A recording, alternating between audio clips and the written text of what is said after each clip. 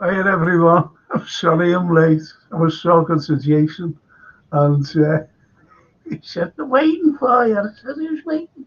They said, Derek and Anthony, they're waiting. And I went, oh, okay, thank God. So anyway, yeah, we had to, I was talking over a few things. And, well, anyway, I'm here. And I've got a great show tonight. I really have. If you can imagine the fusion with classical music into the pop culture, this is what I can't wait for with Derek. I just can't wait for this because, music is it's our business, isn't it? Music, especially Liverpool business. Um, it's tonight. I've just been watching and listening to La Traviata, one of my favourite pieces of opera. Fantastic. And this is what it's all about. I'm not saying it's all classical music. I'm just saying the fusion into uh, our wonderful, our wonderful culture. Opera. Oh, just imagine opera and classical music. Like the 1812 overture. My favourite piece of music, to be honest. It's that things me out of depression and everything else. When I get depressed, I just put that on. Anyway, yeah, just got to thank our wonderful sponsors of the Frank Carlyle Show, and it's Gap Painting Services. Honestly, I know I keep reiterating this, but if you're getting ready for Christmas or whatever, get these in, to decorate. They're brilliant, the first class lads.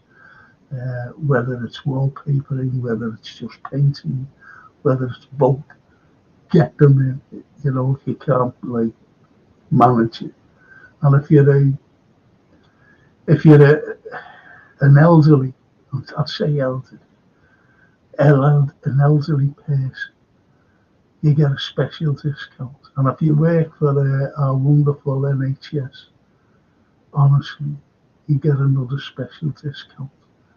And if you're not even in those categories, believe you me, they're very reasonable. I know I've had them in. I've had them in. They've done a fantastic job. They really have. Well, they done the fellas next door instead of mine. So he made a mistake on that. No, they came in and done mine. So, a very reason. And, I know that they sponsor it, but I did pay. I really paid. I was quite surprised, actually, what they were charging. Fantastic. I said, is this normal? He said, oh, are you? Fantastic. So, as I said, I've got to thank the sponsors of the Frank Carlyle Show and everything else. And I'll just say hello to these wonderful people. Where am I? Oh, look at that, Will P, great fella. Don't forget to press the on button at Frank Carlyle. Cheers. 5 minutes late. Oh, man. Oh, here he comes. It's great. Evening, Frank, says our lovely Lynn. Hiya, Lynn. I hope you're well, sweetheart. And hi, Frank, Anthony, and Derek, says Will P. And KP. I would like to think that we, as Scousers, can listen to a piece of music and judge it on how it sounds. Not brilliant, that. Not who it is. Fantastic. That's a cracking comment, that. Love that comment. And as you know, my friend, good friend, Anthony Brown, he's got a little band as well. And the good. I was quite surprised. I was at a function in I think it was Mike McCartney, was Mike McCartney, and at the Anglican Cathedral. And, all of a sudden, Mike introduced Stanley's band. I was like, I didn't even know that he had a band. Fantastic. There he is, just playing his guitar with his two other mates. Lovely, lovely, lovely fella. And a lovely little band. Anyway, Tony LFC. Hello, Frankie. Hope all's well, mate. And there's his bouncer sends over the beers to Derek and Anthony in a moment. And there is Derek. There he is. First start. Hiya, Derek. Hi. Good to see you again, Frank. Seems like forever since we last spoke. I think you're right there, yeah. And there's our other friends here. Anthony, there he is. There's the man himself. Good evening, Derek. Good evening, Frank. This is good. This is good, you know, because well, Derek was on with me on Saturday morning to film and TV show. It was great. It was great. It really was. He loves films besides his music and besides his big thick book, his encyclopedia of Liverpool rock and roll. Unraveled. So everything is unraveled in the book. It really is great. It really is, honestly. And yeah, look, Tony, evening, Anthony, hope all is well. Evening, Tony, thank you. That's double Scotch for you. Lynn Ellis, evening, Derek, and evening, Anthony. Good evening. Lovely. I think. And Saturday morning, methinks Derek. Honestly, that's it, because he made a big impact. And he will come on a game when he's got time. Because I've asked him. Well, I've asked him to watch a few films, haven't I? Derek? Absolutely. I'm looking forward to watching them. I'm glad you are. Because I just want, you know, like a review of them. That's all, you know. And I've given you 3 films. And one of them is Knowing. I really like your opinion on that. Yeah. I really do. I told Jason to watch a film called 65. It's just called 65. And it's the latest one. And anyway, he watched it. And because I said to him, I said, do us a favour, let me know what you think. Because I strongly recommended it. And he said it was fantastic. You know, so if he says everything's fantastic, it says be good. So. I did read up on it, but I've not watched it yet. Yeah. Watch it, please, Anthony. When you get a couple of hours, you know, when there's no one. What I'm saying is, when there's you get coffee, Derek, not Tony. You don't get scotches or beers. The coffee you get. Anyway, yeah, watch it, please, Anthony, because I really love your opinion on 65. It's good, believe me. So anyway, I just want to tell the people out there, the second half of the show, I'm going to talk about, after the clip, I'm going to talk about the English Civil War and the impact it had on Liverpool and what it was all about. Yet we never get mentioned in the history books. Never. And I'll surprise you about what the impact was like here. And it's just like, you know, the May Blitz during the Second World War. We hardly get mentioned at all in the history books. And I don't know what it is about the history of Liverpool and outsiders, historians who don't write about us. I think it's shocking. I really do. I really think it's shocking. There's Liverpool, Derek and Anthony. We've got more connections with America than any other European city. And we never visit. This was the gateway. Liverpool was the gateway to the New World, which was America, obviously, and Canada, He commented out of it. But this was the gateway. Hardly ever gets mentioned. Some of the people who went through, Liverpool to get to America is phenomenal. It's phenomenal. And yet, we never get mentioned. Never get mentioned. Ernest Borgnine, Ernesto Borgnini, I'll give this as an example. He went to St. Francis Xavier's School as a little Sicilian kid, couldn't speak a word of English, and this is where he learnt his language. I'm just giving you this as an example. And anyway, his brother wrote a biography, not autobiography, a biography of Ernest Borgnine. And he doesn't mention, he said, I didn't even know that we went through Liverpool. See what I mean? Yeah. Like his family. When little Ernest was a boy, he didn't even know. So what you read up on things, even biographies, not autobiographies, but biographies that other people write about other people. There's lots of important things missing. The likes of Ernesto Borgnini as a little Sicilian. His family, there was a 6-month waiting list, and they put him into school. And that was St. Francis Xavier's up in Salisbury Street. And he went there, and he learned his English language there, and being educated at the same time. So you see, it's the same as Al Jolson. You know what I mean? He went to the same school, albeit being a little Jewish lad.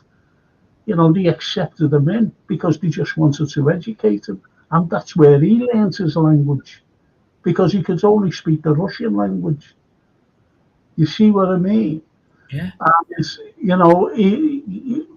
the very first speaking part on the silver screen was when he said, "You ain't seen nothing yet." And those words that came out, those English words, was learned in Liverpool, in a Catholic school, St. Francis Xavier's. It's incredible, but nothing gets mentioned about that. Nothing at all. So anyway, that's it. So so the second half of the show, it's the English Civil War. And I'm going to ask Derek, because me and Anthony are going to be intrigued by this. So, Derek, what's the fusion with classical music? Well, you've got to say the opera and the pop culture. Well, an awful lot of pop, rock, folk songs have their roots in classical music. You'd be amazed how many times, when I was sort of just researching and putting together some thoughts for tonight, people like Bach, Beethoven, and you'd be very pleased to know that Roy Wood is also a big fan of Tchaikovsky's 1812 Overture, Frank.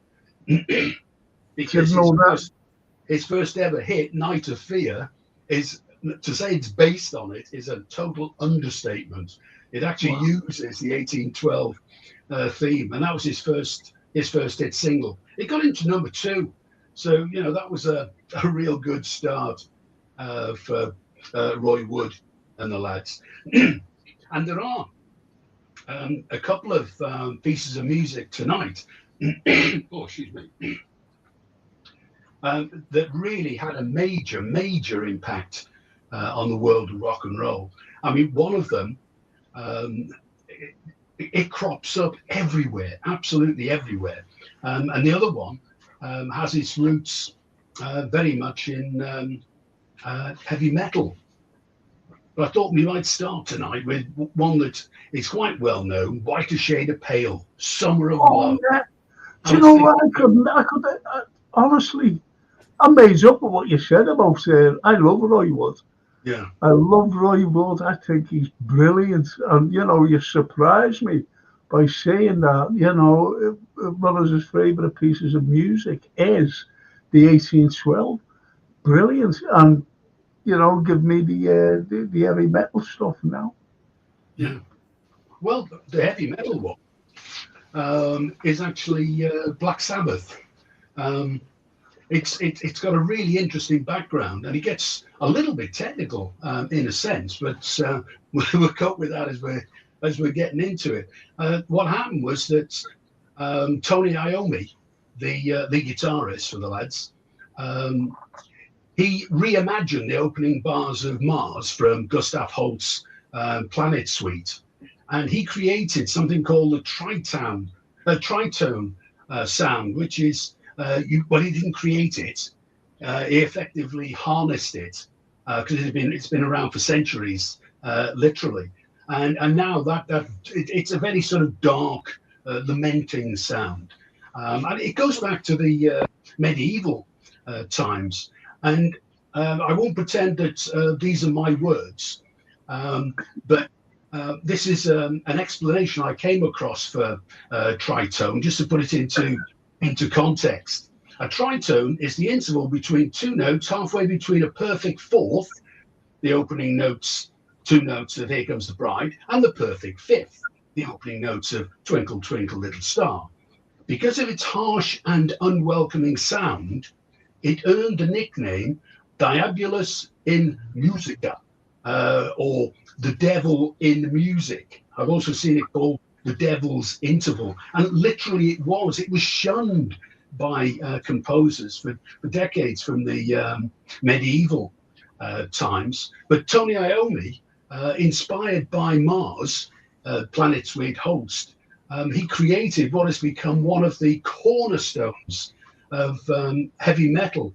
So heavy metal owes a lot of its roots back to Holst, which is, I thought, really quite fascinating. I mean, that album, Black Sabbath's first album, it's on the legendary Vertigo Swirl label. If you're into vinyl, the Swirl label makes it very collectible. And Rolling Stone magazine put it as number 5 on their best 100 metal albums of all time. So it's quite a rated album. And that technically people argue that there were heavy metal songs before Black Sabbath, Black Sabbath by Black Sabbath. But really, that's when the genre really started to take off, I think, particularly in the UK. Well, you mentioned Black Sabbath there. Paranoia, I think, is absolutely brilliant. The guitar and the music itself, and just brilliant, absolutely brilliant. And I love it. I really do. It's got good memories for me as well. Being a little bit younger, like that. But it's surprising, really. You know what I mean? And I knew all about the two notes and the metasyllable and everything else. I knew all about that. No, I didn't. We've got another one of those coming up shortly with 8 specific colours. So, in these conversations, if things like F sharp minor are a meaningful concept to anyone, you'll really start to get the picture with some of these things. But just before we leave Holst, Manfred Mann's Earth Band also had a hit with Joybringer in 73, got them into the top 10. And that's another one from the Planet Suite. That was Jupiter. So, two of those tracks feature very heavily in the world of rock and roll. So you can see that there are very direct links. I mean, some of these songs that we talk about, like The Move, it really is the melody that they're using as the background. Sometimes it's more subtle, sometimes it's just inspirational. But there's so much going down. I mean, one of the famous ones, of course, is Procol Harum, Whiter Shade of Pale. Whiter Shade of Pale, yeah. I could never understand that. Honestly, I've heard it throughout the years. It just comes on, doesn't it? Well, it always reminds me, funny enough, of a summer. Yeah. August. It always reminds me of that August going back all those years in the 60s to a summer, the summer of love, you know. That wasn't a summer. But anyway, it reminds me of that, and I just couldn't understand the lyrics. I really couldn't. So carry on, please, Terry. Yeah, I think a lot of the lyrics at that time, people like Bob Dylan and the Beatles, Lucy in the Sky with Diamonds and the like, I think a lot of the lyrics then were stream of consciousness. I mean, that was very popular in a lot of the art forms in the 60s. That's another one based on Bach, Suite Number 3, Orchestral Suite Number 3, also known as Air on a G String. And some smokers may recognize it from the Hamlet cigar adverts on the TV. Yeah. That's the same piece of music. But what's fun about that particular song was, Bach doesn't actually get a credit on it, but neither did Matthew Fisher, who was the organist in the band at the time. When it was originally released, Gary Brooker and lyricist Keith Reid had the writing credits, released in '67. And then in the middle of 2005, Matthew Fisher decided that he'd take it to court to claim royalties because he reckons that, quite rightly, well, he won the case, so one could say quite rightly, he did contribute to it. But I think what happened was he won the case, but has royalties from the date of that case, which is often what happens in this kind of plagiarism claims. But again, I mean, it's one of those songs that really is part of the fabric. I mean, a BBC chart compiled for Radio 2 in 2009 had White Shade of Pale as the most played song in public places in the last 75 years. Wow. The, Wonderfully, I keep on hearing it, because you switch on the radio or whatever, but we seem to hear, even on YouTube, White Shade of Pale. Still couldn't understand it, but it's just got those memories for me personally. And when you mentioned Holtz, I didn't mention Holtz, didn't I, on the TV and film review what we did on Saturday, and it's on Knowing, it's the film Knowing, and it's at the end Holtz Planet. It's absolutely brilliant, and this is the beauty of classical music. You mentioned medieval stuff there. The first medieval stuff I've ever heard was Greensleeves by Henry VIII. Henry VIII. That's right. So that piece of music, Greensleeves. Which is crazy absolutely, too, yeah. It's amazing. Well, can I just go through a few absolutely comments? Gary Rigby, evening everyone. I've noticed, this is a cracking comment. I've noticed Liverpool doesn't get mentioned anywhere as it well gets dismissed. A lot of outsiders have a very low opinion of the city. Definitely something going on. Get in there. Great comment. Great comment, that Gary. Yeah.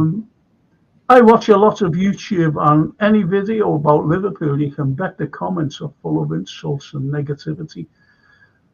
I'm being honest, I won't watch anything because of that. The comments and comments do come up, and it is, but it's all negativity. That's why I won't watch anything. To be honest, I'm not being super smart or anything. But anyway. James Max says, I said this before and say it again. In my opinion, it's because of jealousy. Yes. And the Irish connection. Yes. Because there is a huge presence of Irish in Liverpool. If you go back to the 80s, James, 85% of the population of Liverpool has Irish ancestry. As Irish blood in them. And Cedric Lopez, big up, Franco. This isn't too intellectual for me. No, keep with us. It's going to be good. It's going to be really good. And Cedric says, big up, Derek. Anthony will be listening while working. And greetings, Frank, Derek, and Anthony. Don't care what others think. We love and fight for Liverpool spirit. I did a talk about the Liverpool spirit, the spirit of Liverpool, and some function that I had to go to, and it was really good. I was up with this. I was up with Professor Belcham and Mike Costello. No, yeah, is it Mike Costello? Yeah, well, anyway, Costello. And I gave the spirit of Liverpool, and it was to all. Most of the audience were university undergraduates, and at the end, a couple of a few of them came up to the undergraduates and said, "We didn't realise the impact Liverpool had in history. Why isn't it mentioned?" And that's precisely what the lad said there just before. Roy Woods was in the Move, a fine rocking band, and I have an album by him. He plays all the instruments on it. Boulders 73. Wow. And Derek, have you heard Exploding Galaxy by Infantis Jubilat? 1968, a psychedelic masterpiece, also based on some classical music. Yeah, no, I haven't come across that one. I mean, there's so much good music, particularly when you get into sort of prog psych era. A lot of it has its roots in classical music, and that was really when the second half of the 1960s, when the music was starting to take itself very seriously, and you have people like Rick Wakeman, who are classically trained, Keith Emerson. You start to get into some serious virtuoso musicians. I mean, Emerson, of course, both with Nice and with Emerson, Lake and Palmer. A lot of their stuff's based in classical music. Most famously, probably Pictures of an Exhibition, which they recorded live in March 71, based on Mussorgsky's Picture of an Exhibition. I mean, they took the whole piece and turned it into an album. What was interesting, I mean, that was written by Mussorgsky as a piano suite, inspired by a friend of his who was an artist, Victor Hartmann, and it was actually orchestrated. So it wasn't how you think of it from Emerson, Lake and Palmer, because it was actually orchestrated by Ravel in 1922. It was written at the back end of the 1800s originally. And what's interesting is that with a few of these, you find that a particular classical composer is credited with it, and then you often find there's a link back to a previous one, or there's a link forward to something like that, where a piano suite's been orchestrated to broaden it out just a little. But I mean, Emerson, Lake and Palmer had a few Fanfare for the Common Man, Hoedown, both Aaron Copland compositions originally, Knife Edge, Janacek, and Ravel, of course, Bolero, yeah. some of their stuff. So, I mean, they're a great example of a band that really did utilize classical music across, well, the whole spectrum of what they did, really. Well, I'm just going to go through a few things, and I'm going to ask Anthony something, by the way. When Ace Kefford left the Move, his own band, the Ace Kefford Stand, were brilliant too. There you go. And Chris says, I was into the Beatles, Stones, Hendrix and Mozart in the 60s, but Supertramp's lyrics impressed me into the 70s. Logical Song, etc. James Mack. Didn't they change the frequency of music from, and all this megahertz and things in 1953 worldwide? The standard, again, Martin referenced for tuning all music and instruments based on the chromatic scale. I haven't a clue. You might know I haven't a clue. The history of Liverpool. I always want this fella on the history show. And he's a great researcher, as David Owens. The history of Liverpool, not forgetting Pete Price.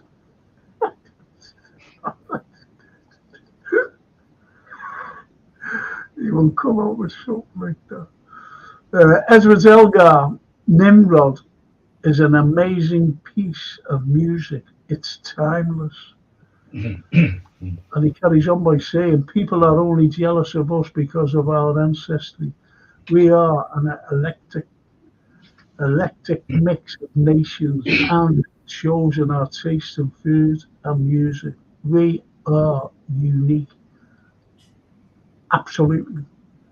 I've noticed Manchester call themselves the capital of the North. I don't remember this ever being voted on. They just claim the title for themselves. I always say, you see, Liverpool is 051 and Manchester is 061. And they do. It's the government that are forcing it on us.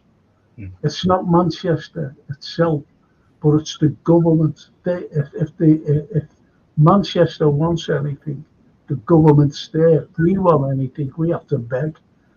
And that's wrong. That's politically wrong and politically incorrect as well.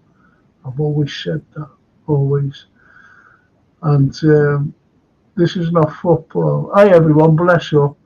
How are you all doing? AC Milan versus Liverpool tomorrow, 8 p.m. UCL is back for LFC fans. You never walk alone, and many times. Well, I'm doing a pod tomorrow, pre-match for all the Liverpool lads. And I'm doing a post-match too, so look out for that tomorrow, please, people. And Liverpool was always a bigger city, don't forget that, says Gary Rigby. I was on Sky Sports once, believe it or not, and they were talking to me, and they said, besides football, well, because we were playing Manchester United at the time, and they said, what else? I said, we fed Manchester. Manchester without Liverpool would never materialise simply because of the cotton trade. The cotton trade. The cotton came through to Liverpool and we gave Manchester. We gave until we had the Manchester Liverpool canal there, going from Liverpool to Manchester to bring the cotton through to them. So without Liverpool, they would have been nothing. That's what I said to them. And the reporter went, oh. I just saw he went, oh. It was funny, actually. When it went south, that is. And I'll get right back to, I want to ask Anthony a question. Then back to you, Terry. Not this, though. Listen to Islands by King Crimson. You can hear the classical influences right there. Same with Pink Floyd's live at Pompeii. Amazing stuff, says James. Yeah. Do you know, did you, Anthony, you're in a band, you're a music man, besides a big international artist. Did you have any idea about classical music coming into the pop culture? Yeah, it kind of my lifetime. It's always been there. I think what Derek had hit home on before, I think music just grew that way. When you got great bands together, you had the little pop star bands and the rhyming Moon in June, Shining on the Spoon, and all of that kind of banal stuff. But when we came out to the 50s, and there were kind of progressive thinkers, and there were classical musicians in many, many bands, like the Doors. The Beatles were lucky enough to have George Martin. And so it was always there, and it always filtered through. And I think it became bigger for me when we got to the likes of David Bowie, in stuff like Aladdin Sane and Life on Mars, and stuff like that, where the I think Rick Wakeman played on that, where you were aware of the pops, it being a pop song, because we're told and it's in the pop charts, but it sounded completely different from the bland kind of Moon in June kind of stuff that we had through the 50s. And there was some exceptional musicians, mainly keyboard players, I Yeah. think, early on. But then as we got into the likes of the late 70s and the 80s, guitar players who were classically taught, heavy metal guys. I think heavy metal gave musicians the opportunity to sound orchestral bigger, and the whole sound took us with them and became more like anthems than songs.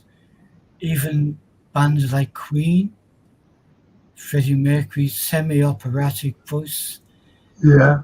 their arrangements and stuff were. I remember the song, and it comes to there's a thousand we talk about, but one in the 70s, I think, by a guy called Eric Carr, and his song was All by Myself, and that had I remember a classical piece underneath it that it kind of hijacked or nicked a little bit of, and obviously every other band has dipped into it. ELO, which we talked about before, Roy Wood, and I think, me personally, for the betterment of music in general, I think it tipped off a lot of people to classical music, and a lot of classical musicians to the possibilities of working with the pop field. I think the 60s into the 70s was a great time for music to kind of form. But then there's always been a downside, and the downside was obviously when we get towards the mid to late 1970s, when you had the backlash to that was the punk movement, which I kind of never, ever, ever got my head round. And they wanted to trash everything that sounded clever and put 2 or 3 chord songs in, which I hated. But it didn't last long. And good music is good music, and whether you're not you Mozart, it's hard to determine who in the modern age would rank with Mozart and Beethoven and stuff. People like McCartney, certainly for melodies and things, um, it's wide open, Well, really. that's what I was going to ask Derek. Fully enough, when you mentioned the Beatles, Sergeant Pepper's, that changed the whole thing, didn't it? Of the culture, because they have violins and everything, and that was unheard of. Yeah, That was unheard of. So to me, that was classical as well. The classical music coming out with the Beatles, especially in absolutely. Sergeant Pepper's. We had it with jazz singers and stuff in the 40s and the 50s, but it became everything as a fashion, doesn't it? So bebop and swing and stuff took over, and it kind of always becomes a people's choice, which is the Yeah, great thing about everything. yeah, Uh, and I think there's always been. I think what was a wonderful thing was a mix in the 80s, early 90s, when opera kind of became cool again with yeah, the three tenors and Pavarotti and stuff, who you would never see on regular television or on the radio, but it just became great again. Well, I always remember Italia 90 and Nessun Dorma was the song How, to introduce Italia 90. how And beautiful. yeah, absolutely, Nessun Dorma. And anyway, just having a drink in the pub as you do, watching the games and that. And Yeah, that came on, and there's old Pavarotti, belting it out. yeah. And even the lads went, oh, it's a cracking song, that, isn't it? I'm getting used to that. I said, yeah. And they were like that. I wonder if he wrote it, or, I wonder who wrote it. I said, it was written around 1890, something like that, by Puccini. And he went, who the F is he? I said, he's a composer, He asked him, piss off. He told me to piss off. That it's only been written. I said, no, he thought I was joking. I said, no, I was written then. Anyway, we just carried on drinking and watching the match. Uh, It was all forgotten. I think that's part of the story. Is if we associate music with popular culture, a sport or whatever, it becomes bigger because there's more of an audience. People who wouldn't necessarily go to an opera were then, through sport. And I think it was the Euros, wasn't it, or something like that, that Nestle really took off and it became massive. And you couldn't go anywhere without hearing it. That's And right.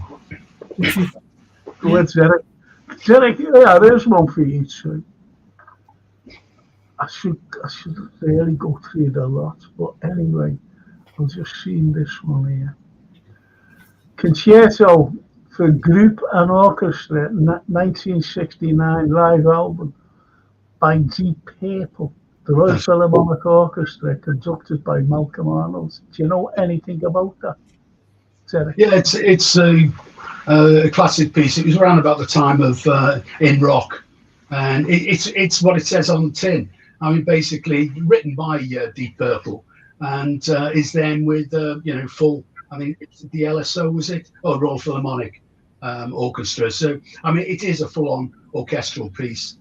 But I mean,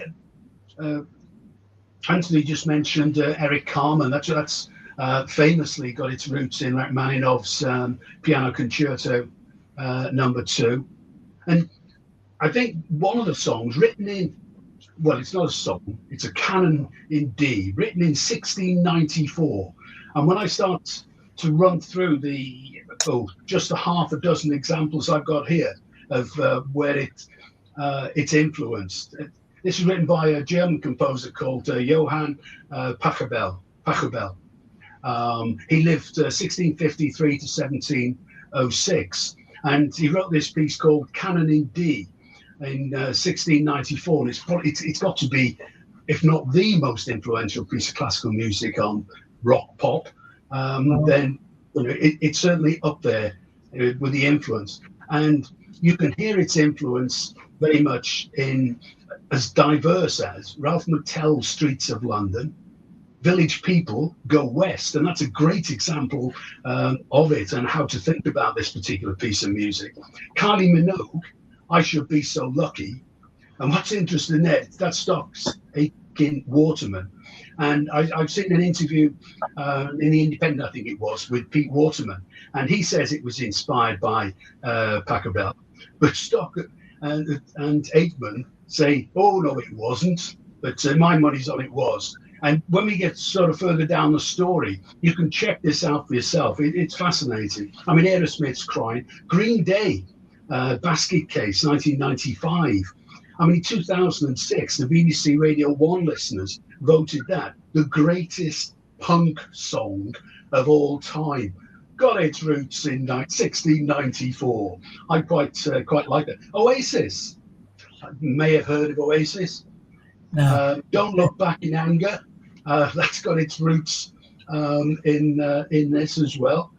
A guy called Coolio, to the edge of my sort of understanding of modern music. He's got a track called See You When You Get There. And not only does it use this particular rhythm, as it were. It's more than the rhythm, it's the repetition as well, and the chord structure.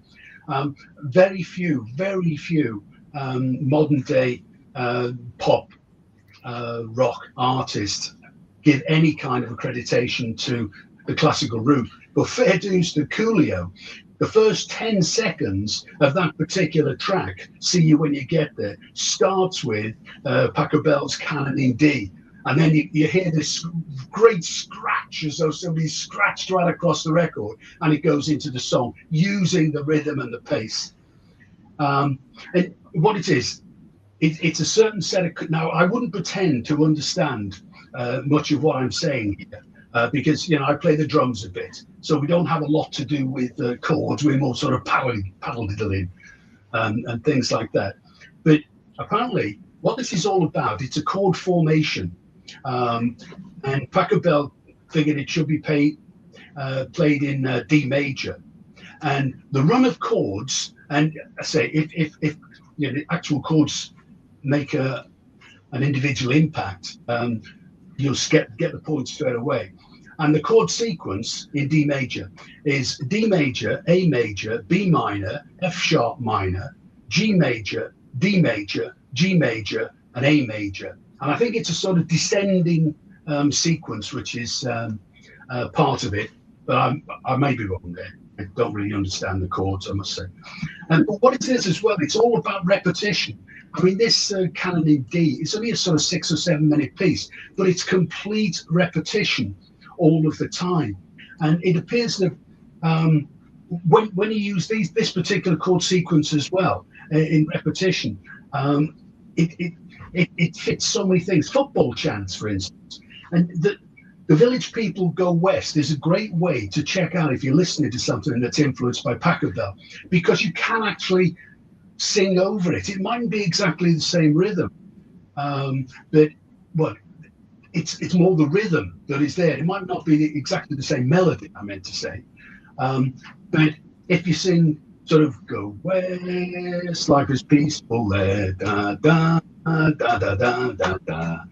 1-0 to the England. Not any offence meant to Scots or Welsh. I'm Welsh. But it's football chants. This piece of music just crops up in so many football chants, in so many chants. And apparently the whole thing about it is it's the repetition of the melodic phrase.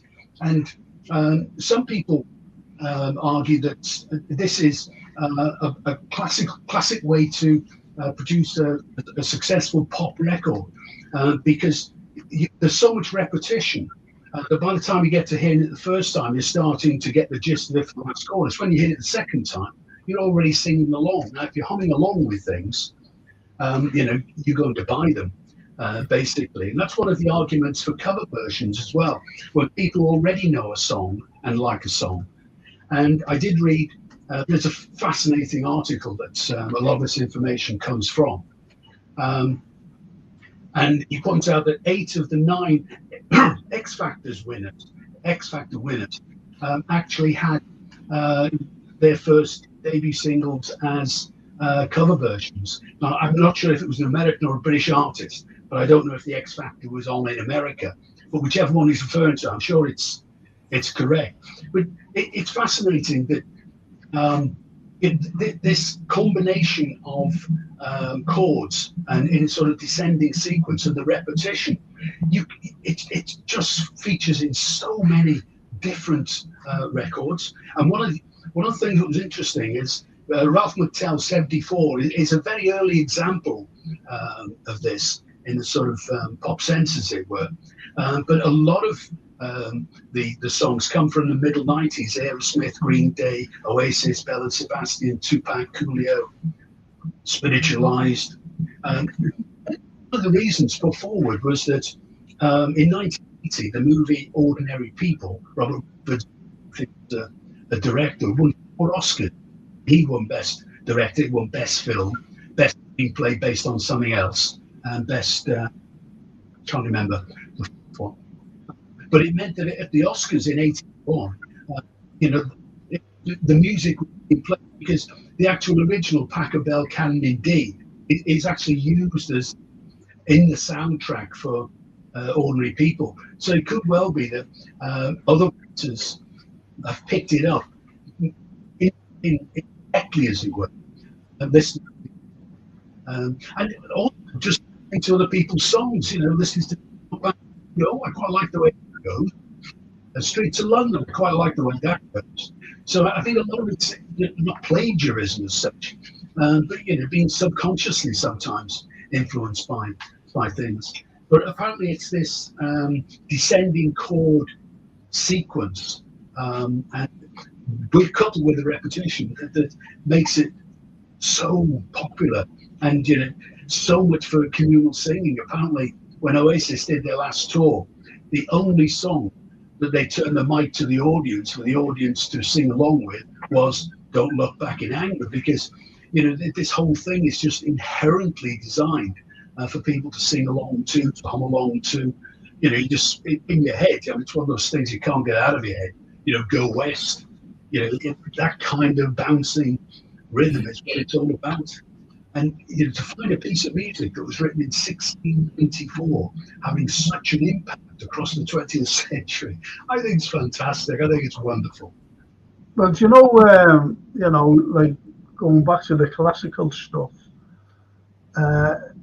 Something in the Air by Thunderclap Newman, right? And they've got the Marseillaise, haven't they? Yeah. In that particular song. Have you any idea how the Marseille isn't even mentioned in the song? Have you got any idea why? I don't know. I think what happens is people often include, particularly when they're playing live, they'll often include melodies from other songs, other people, classical pieces. Sometimes as a tip of the cap. Well, I'll tell you why. Marseille isn't mentioned in it, and this is the reason. During the Revolution, there was a gang of fellas, and they marched from Marseille right up to Paris. They walked from Marseille to Paris, and they were singing the national anthem, the Marseillaise, as we know it today. Dun, dun, dun. So that's why it was called the Marseillaise. Brilliant. Isn't that great? Isn't that? So there's dedication. There's everything for you, Derek. Go on there, tell me. You've hit on a point there with saying them, because we assume, or widely we assume, that most pop guys of modern age develop these catchy hooks for songs so that people, the audience, can sing along with them. But our classical guys of the time, Mozart, Beethoven, and they were thinking in the same way. There's only a limited number of notes on the scale. Absolutely. I play new music. I never studied the theory of music. It bored me, to be honest. But it's fascinating to watch over years how, say, for instance, so many notes, how different people make those notes work for them. Classically, it's a bigger field, and we've grown up and we're respectful of what they've produced, and we think that's the ultimate in music. But of course, they, in their way, were being pop stars of the day. A lot of them live like pop stars. Absolutely. I think it was Mozart who never made a penny. Well, all the money that came in, he spent it. There was wild parties. There was all sorts of stuff going on. So he never actually. So you can kind of tie him to someone like Elton John or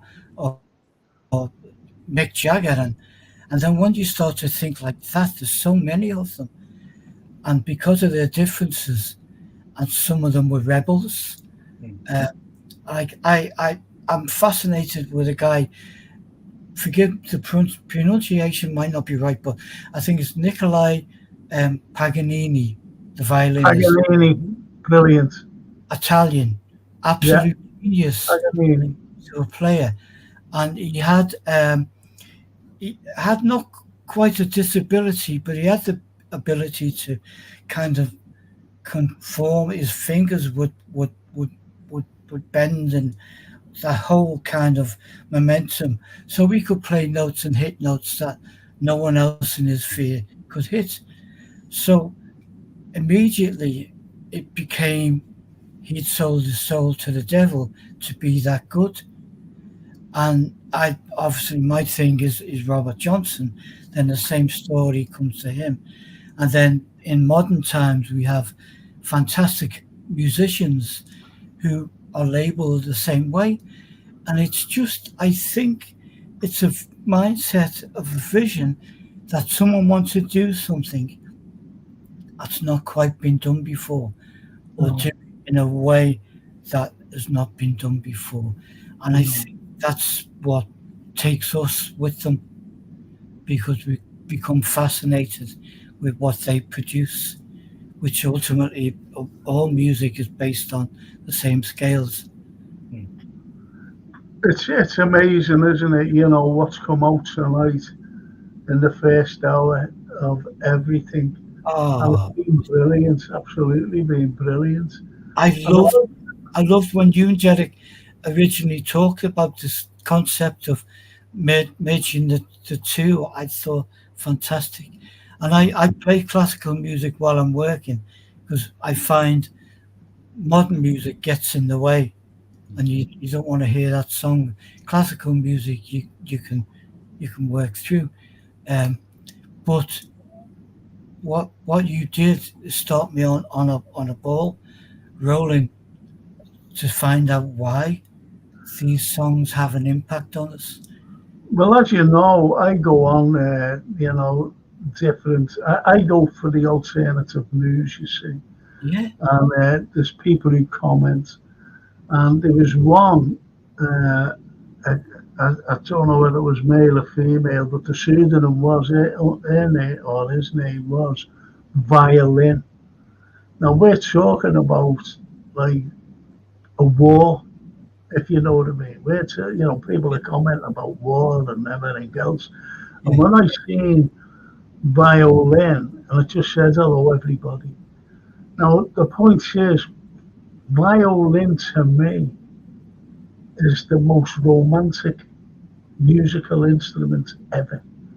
And yeah. all as I just got was Vivaldi and the Four Seasons. Oh, beautiful. And Paganini, by the way. And Paganini, he comes into the equation. Well, he came into the equation. So you have this just by a name, Mm, just by a name, and the beauty of music. mm, And yet, you Yeah, have, during the First World War, you had the three, I forget what they called it, but it was the three things: God, King, country, and music. yeah, The Holy Trinity, the Holy Trinity, yeah. absolutely. and music was one of them. Yeah. Was it Shakespeare Seems to that say, the old uh, So, the old saying that music soothes the savage beast, and yeah. the absolutely. idea of the Music be the food of love. yeah. Oh yeah. If music be the food of love, play on. Oh, I love that. I love that line. And I think it's great that the king of rock and roll decided in the 70s to make his entrance on stage to Alzo Sprach, Zarathustra, Yeah, Richard Strauss, also well well, known as the 2001 theme. I mean, the fact that Elvis, the king of rock and roll, actually decided that was the most impactful way to enter a stage, I think is fabulous. yeah, Yeah, of yeah, course, anything like that. It's just, it's like, as I said before, if I get a bit depressed, and the 1812 goes on because the crescendo is Oh, brilliant. absolutely amazing. Yeah. And it just brings you out of depression. Listen, I've got to stop because Jason's, he's waiting to put this clip on, and after the clip, I'm going to talk about the English Civil War, and I wonder if there was any music there to be had. Always music, yeah. I think there would have been, if anything else, there'd be march songs, and certainly in modern times, there's music written about, All right then, well, I'll see you after the break, boys.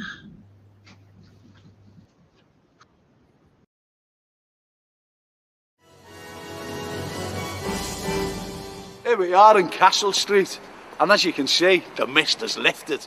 But I want to show you this before we get to the castle, and it's the Sanctuary Stone. But where is the Sanctuary Stone? In fact, it's in the middle of the roads of Castle Street, and before I jump on it, I've got to be very careful.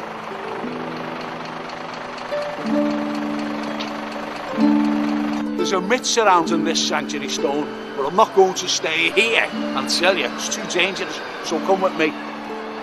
During medieval times, when all the business was being conducted by the merchants and exchange flags, now people depended on their ships coming in, and all their money was tied up with these ships, but they used to get credit. Then the creditors actually, if they'd seen someone who owed them money, they would run and chase them until they got to the Sanctuary Stone. They jumped on the Sanctuary Stone and claimed sanctuary for 2 solid weeks.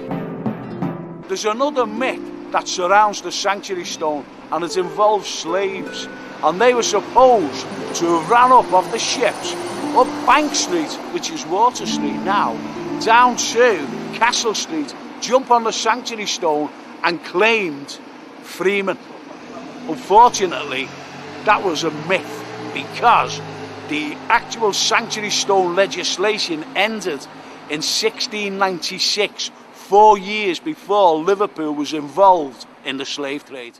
When I mention freemen, that's what they would have been, free men.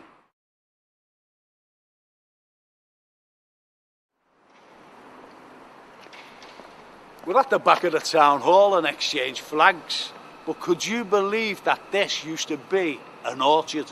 But I'll tell you about that later. Staying with the slave theme, just have a look at this wonderful, beautiful memorial. The memorial to Admiral Horatio Nelson.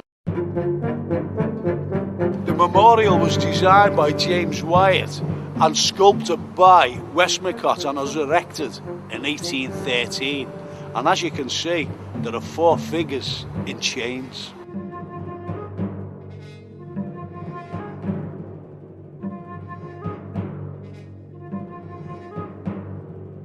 For years, many people who have walked through exchange flags have taken these 4 figures as slaves.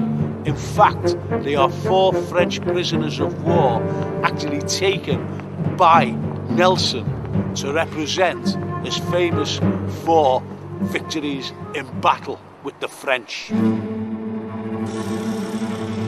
They are the Battle of St. Vincent, the Battle of the Nile, the Battle of Copenhagen, and the battle, his final battle, of Trafalgar. There is only one man who said England expects every man to do his duty, and that was Admiral Lord Horatio Nelson, and it's actually written on the monument itself. There's another myth dispelled on Liverpool Unravelled. We're on our way to the castle now, but just before we get there, have a look at all this. Look at this. It's been battered, absolutely battered, but it was battered by the Luftwaffe. And people often ask me, why haven't they repaired it? Well, it's a living memorial to the May Blitz.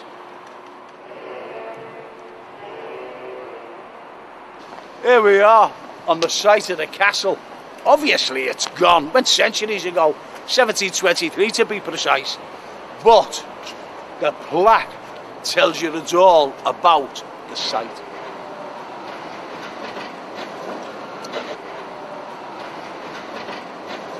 Is this the castle wall? No, it's FM Simpson's Victoria Monument, and it's been here since 1906. But when you look around the actual site, you will find clues about the castle, like the Castle Moat House and Lower Castle Street.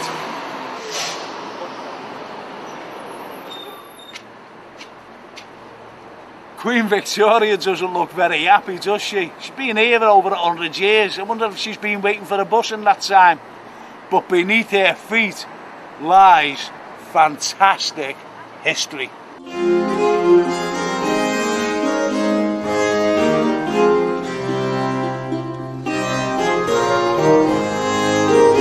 William de Ferrers built the castle in 1235, but in 1644 Prince Rupert laid siege to the Liverpool castle from Everton.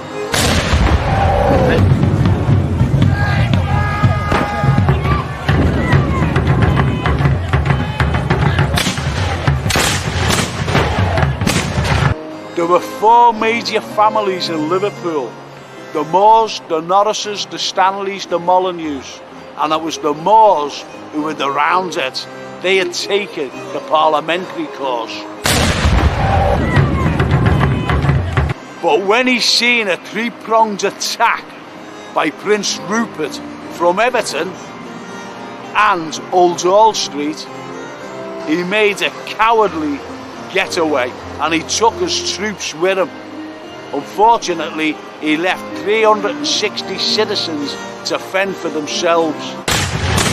They were slaughtered by Rupert's troops, and unfortunately the royalists that garrisoned the castle from then on, but they only garrisoned it for 3 months because the castle changed hands 3 times.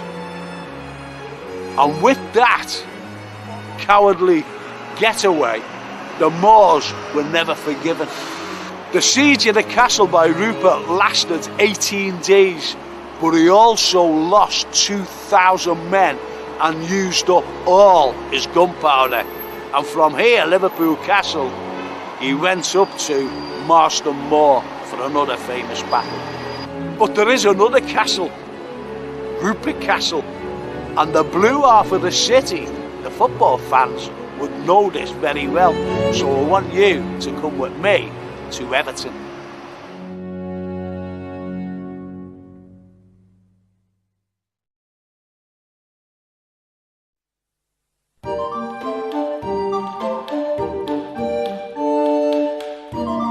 We've just been talking about the real Liverpool Castle. Here in Everton is Prince Rupert's Castle, but it's a myth. It was built in 1787 and it was just used for a lock-up. And as you can see for yourself, it's a little turret, not a castle. When I say a lock-up, it wasn't for possessions like gold or silver or anything like that. It was a lock-up for the bad people of the time, drunks, people who stole, and especially it was used as a holding cell for condemned men, or women for that matter, who went up to the gibbet in London Road, and that's where they swung. This structure is over 200 years old, and as you can see, it's still finely maintained. After all, it's a part of the city's heritage. And for the Evertonians, it's used as their emblem on their football strip. I don't think anybody's in here at the moment, but I tell you what, I could think of a few people today who could put in there. Could you? Look at the fantastic view. No wonder Prince Rupert used this to look down at the castle.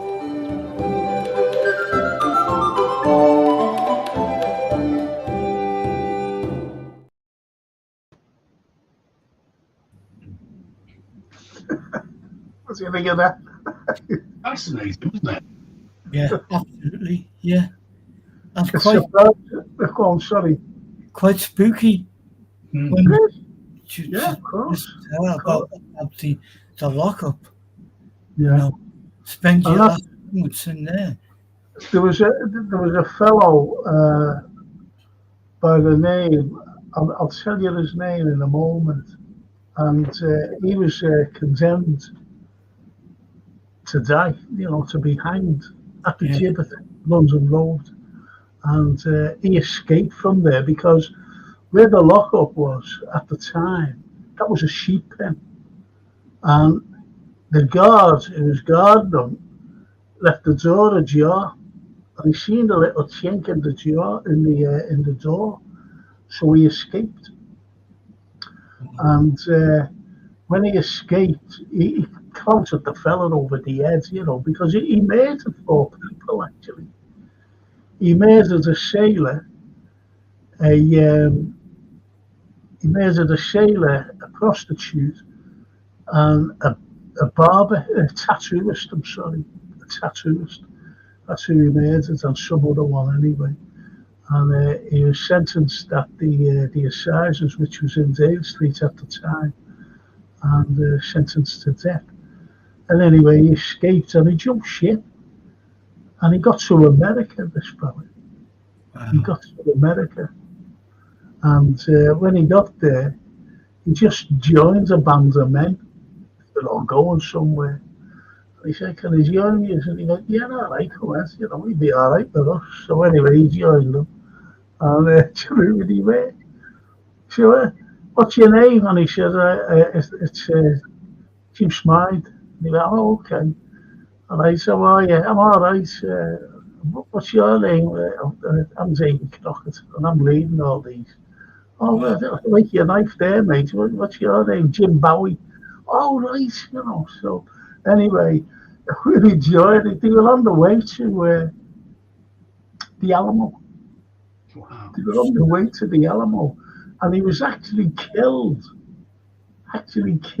by next to Colonel Travers, who led, the likes of Davy Crockett and Jim Bowie. Yeah. So how about that for a little story? That's just... It's fascinating, isn't it? Killing over to be hanged in scouts, some scouts. But he was a nuisance, this fella. Out of the pan into the fire. Yeah, but he kept fighting on ships, and he did all these kinds of misdeeds, and he's just a horrible fella. So no one would hire him. So what he used to do, he used to go around mugging sailors, and unfortunately, he mugged this sailor, and the prostitute was waiting for him while he went into, because she hadn't been paid. And, more drinks as well. He said, "I'm going in for a tattoo." So she said, "All right, yes." So anyway, getting the tattoo. So when he came out, he mugged him. And the girl started screaming. But when he mugged him, he killed him. Stole his money, killed the girl, and the tattooist ran out, and he killed him as well. So, that's how he got caught anyway. He has an idea who it was. And the unfortunate thing was, for him, he was sentenced to death, and as I said, he escaped, and he ended up at the Alamo. You wouldn't believe it. You couldn't make that up, could you? It's a script about Mr. Smythe, That's how he spells his name, Smythe. Smythe. Unbelievable. But that's a story, that's an unbelievable story. And I just want to put this up here, because this particular thing here, this was Liverpool during the Civil War. Because as you know, what I said there on the video, that Liverpool was parliamentarian. They were radical. Liverpool was even radical then in 1642. And what you had Cromwell, who ordered all these, like, fencing, all this here. They're all fencing now. Everything is fencing. Trenches, fencing, everywhere, all around Liverpool. and to keep out the royalists, the Cavaliers, to keep them out. And the unfortunate thing was that when Rupert came, it was Rupert who came up with his troops, and he actually came through Runcorn and then Hale Village. That's where he came through, Hale Village, up to Liverpool. And they actually camped where it's called the Campfields in Everton, the pub. There's a big school there now. I used to teach there, funny enough. I used to do some night work there. And so that Campfield, that's how it was named, Campfield, because of the Cavaliers camping there, you know. Anyway, when he looked down, you know, to the town, to the castle, because they wanted to take the castle, they couldn't see the castle because where it was, all here, all there, around there, and further up. I'll go on to this one to show you what I mean. All there were trees, and this is where the right here is Everton, Hyerton, as it was known, Hyerton, which is a Saxon word, Anglo-Saxon word, old Anglo-Saxon word meaning high town. So here was full of trees, and here you had to go from Campfields, which was around here, down to, can you see? You can't see it, can you? So from number 7 down to number 11, that's Lowell. And that's where he had to view the castle from, because as I said, that was full of trees, that particular, from where number 7 is down to the castle, that was full of trees. And Cromwell ordered all the trees to be knocked down. And this is why it was used as defences against the parliamentarians, the royalists, all here. These were all defences. Every single one, all of wood, all around there. So Liverpool, as I said, can you see it?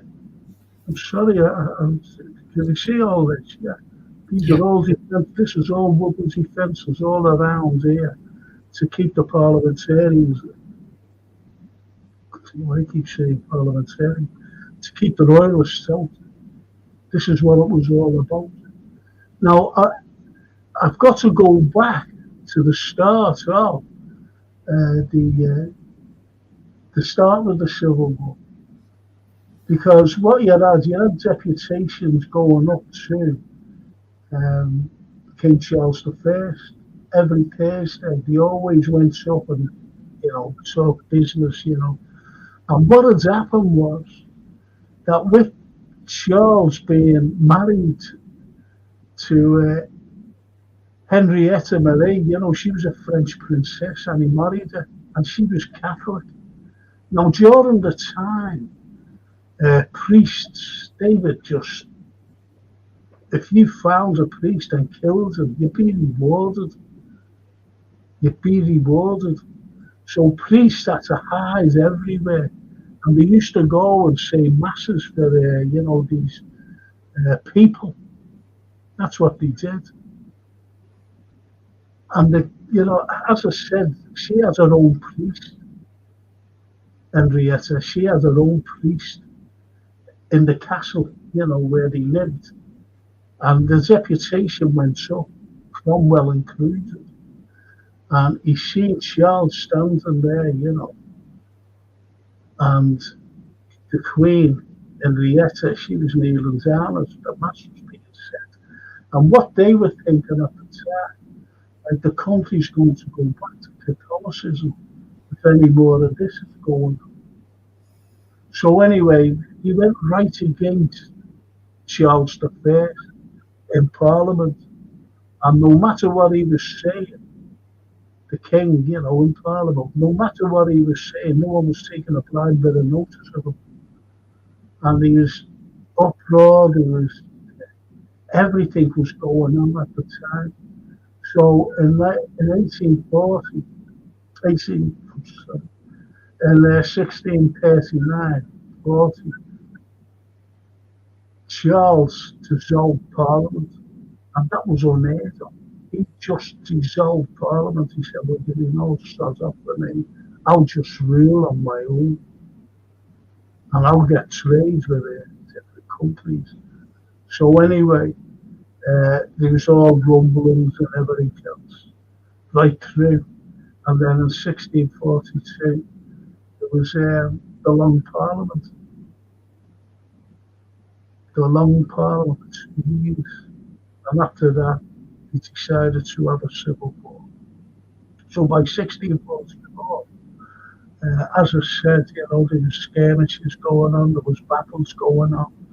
And right here, as I said, Liverpool was surrounded because they knew that he was coming here, Rupert, to take hold of the castle, because the castle was very strategic in every possible way. Now, the hypocrisy here is that both the parliamentarians and the royalists were setting sail to Ireland to bring over men. Now, they were already at war, but you know, there was many rebellions going on in Ireland at the time. They subjugated them to more or less slavery, the English to the Irish. And yet they was rounding up men to go and join them to fight a war that had nothing at all to do with them.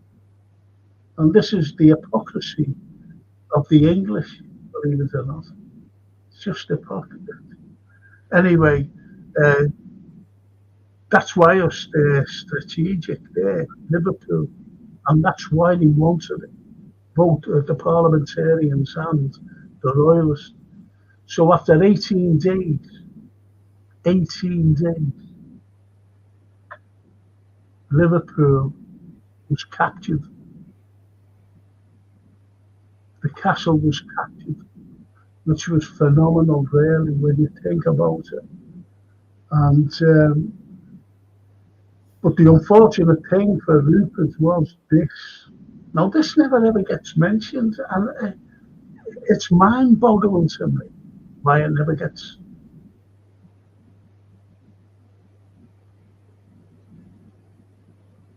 I don't know. Can you hear me? Can hear you, Frank. You can't see you. Can hear you. I'm sorry about that. I just don't know what happened. That's all. I haven't a clue. Anyway, what has happened was the parliamentarians, they held out from Rupert for 18 days. And this is what never gets mentioned, which is absolutely lunacy to me. It really is. I think it's just biasness by historians who write about the Civil War. Yeah. Liverpool never gets mentioned, and it doesn't. I've looked things up and that never gets mentioned. The unfortunate thing is that, you know, we're thrown on the, I'd just say, on the back burner, forgotten, historically forgotten. Anyway, the parliamentarians held out, as I said, for 18 days against Rupert's men, the Cavaliers. And what has happened was, when Liverpool succumbed to Rupert and it was taken over by the Royalists then, when they solidified it, when they put someone in charge, and that was okay, they went on the way to Marston Moor. Now, Marston Moor was one of the biggest battles of the English Civil War. one of the biggest battles. And there I am back again. You know. It's terrible, isn't it? But anyway, it was one of the biggest battles of the English Civil War, and it was there. So by the time the Royalists got to Marston, don't forget, you know, it was all gentlemanly and everything, you know. See you in a couple of weeks, you know. See you, where are we meeting? I'll meet at Marston Moor. All right, then. See you up there. And this is what it was like. This is what it was like, and that's why battles are won and lost in a day. That's a saying from Macbeth. Battles are won and lost in a day, because when it went dark, they stopped fighting because they couldn't see each other. So by the time, like, you know, daylight came, you know, some armies, some battles were won because whoever it was, they got off during the night. They said, "Oh, shut down, I'm going home," and the battle was won. That's how it was. A crazy times. Yeah. Battles won and lost in a day. So anyway, they go to Marston Moor. And by the time they get to Marston Moor, they walked there, you know. They walked from Liverpool to York, because that's where it was, Marston Moor, Yorkshire. So they gets there. Now, don't forget, they lost, the Cavaliers lost 2,000 men. 2,000 men. And by the time he gets to Marston Moor, walks there, they were absolutely knackered. They were bloodied. And the unfortunate thing, to take Liverpool Castle, they used up all the gunpowder. So it became useless. The army became useless. They had no cannons, no muskets or anything. They had nothing for them. So by the time they got there, they gave a big lift to the parliamentarians at Marston Moor. This lot, you know, we can stuff these, which they did. They won the battle. Now, it was where, from there, it was where Charles the First took off, and he surrendered himself to the Scots. He surrendered himself to the Scots, you know, for safety. Didn't want the parliamentarians to grab hold. But all his advisors, you know, were saying, "Ah, you'll be all right, you know what I mean? You're the anointed one. You're the king of England. You're the king of everywhere.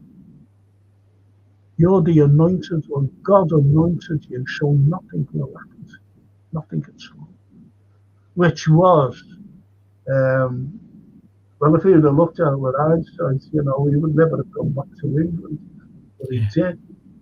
And he stood trial. And they found him guilty of treason. And that's in 1849, you know, he dropped off his Z, unfortunately. You know, that's the way it was. That's your civil war in a nutshell with Liverpool and the impact. Yet Liverpool never ever gets mentioned from, you know, the battle we had with the Cavaliers, the parliamentarians. And it was there anyway that Colonel John Moore, he was a coward, because I'll go back to this thing again here. We'll go back to this. And it was a three-pronged attack. Let me show you what I mean. And it was like a pincer there movement.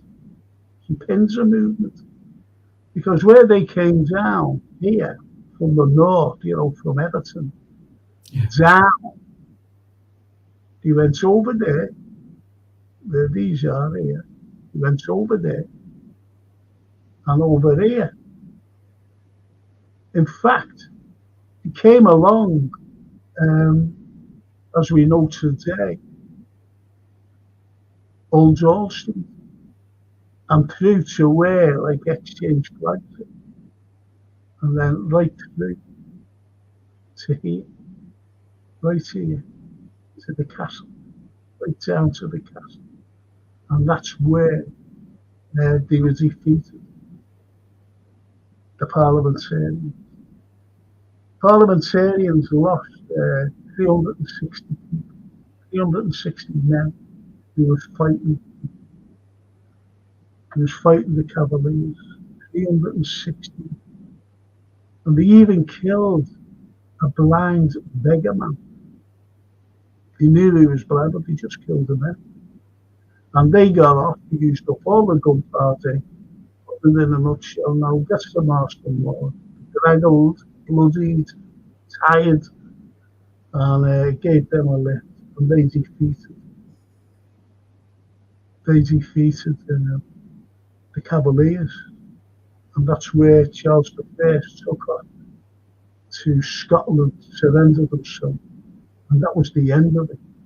Basically, that was the end of the Civil War as soon as he took off. And then anyway, he was brought back. And when he wasn't brought back, he came back, Charles. And he really thought, because of the prizes were saying, nothing will happen to you because you are the anointed one. But little did he know that he was going to be beheaded. And that happens in 1648, 1649, when he was beheaded, which was unfortunate really for him. And he went to his death, very brave. He went to his death, a brave man. He wasn't screaming and shouting. And he went with all the dignity that could be held by a man to his death. So that's, but it's not mentioned. This was the catalyst. Liverpool was the catalyst for the defeat of the Royalists. Nothing gets mentioned at Marston Moor, I'm talking about, and nothing gets mentioned about Liverpool. So you see, it was a preamble for the defeat or for the surrender of Charles I. But it's just nuts, the way it is. It really is nuts. And that's the sad thing about it. And that's the castle there. Isn't that brilliant? Absolutely. Yeah. Yeah. And there's Charles and there's Henrietta. Yeah. All because Henrietta didn't want to give up her faith. She just didn't want to give up her faith of being a Catholic. And Charles, he was just like waiting for his wife to come out after the mass was ended. And that was the unfortunate thing. And when she came out,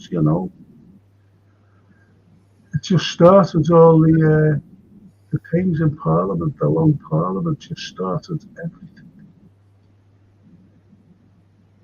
And there you have them, the lads. Brilliant, that isn't it? They're the Roundhead parliamentarians. I've never ever seen that one before, to be honest. Never seen that one. That's incredible. Love that. And there's the Cavaliers surrounding the castle. Incredible, isn't it? Isn't that an incredible picture? You've got the Mersey, you've got the pool coming in from the Mersey, and that's how we got our name. And he has a three-pronged attack from the right, from the centre, and from the left when he went into the castle and he took it. But it only lasted until November, because the parliamentarians retook it the same year. And as I said, the Cavaliers were from May 1644 to June, just 18 days. He stayed here and got off and was defeated at Marston. And as I said, we never ever get mentioned. Liverpool just. And look at that. Fantastic. What painting that is. Just brilliant. But that's about it, you know, that's it with the English Civil War. It really is. I'm just talking about the impact at the times with Liverpool, the Civil War, and we never get mentioned. Just never, ever get mentioned. But as I said, you know, from 1640, in